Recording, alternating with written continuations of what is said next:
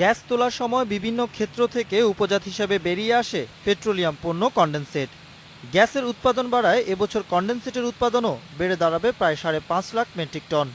দেশে সরকারি বেসরকারি মিলিয়ে মোট 18টি পরিশোধনাগারে বছরে 3.5 লাখ মেট্রিক টনের বেশি কনডেনসেট পরিশোধনের সক্ষমতা নেই। এ কারণে বাকি 2 লাখ মেট্রিক টন কনডেনসেট রপ্তানি করা সম্ভব বলে মনে করছে Bangladesh petroleum corporation BPC.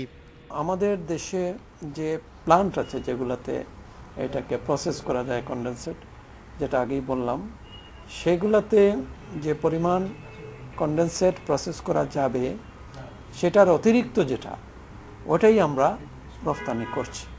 Condensate রপ্তানির জন্য আন্তর্জাতিক দরপত্র আহ্বান করা হয় জুলাই মাসে। 6টি প্রতিষ্ঠান দরপত্র কিনলেও জমা দেয় ফ্রান্সের ট্রাফিগোরা আর সিঙ্গাপুরের প্রতিষ্ঠান অলিভ সিঙ্গাপুর প্রাইভেট লিমিটেড। আগামী রোববার মূল্যায়ন কমিটির বৈঠকের মাধ্যমে যোগ্য প্রতিষ্ঠানকে রপ্তানির ছাড়পত্র দিবে বিপিসি। তো এই দুটার মধ্যে যেটা হাইয়েস্ট হবে আমরা তাকেই কনডেনসেটটা তাকেই সরবরাহ করব। যারা এগুলা কিনে পেট্রোলিয়াম প্রোডাক্ট, তারা কোয়ান্টিটির উপর একটা ব্যাপার আছে। কোয়ান্টিটিটা যদি বেশি হয়, ইন দ্যাট কেস পার্টিসিপেশন বেশি হয়।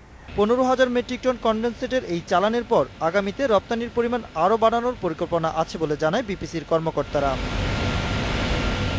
Ashraf Alam, independent news, Dhaka.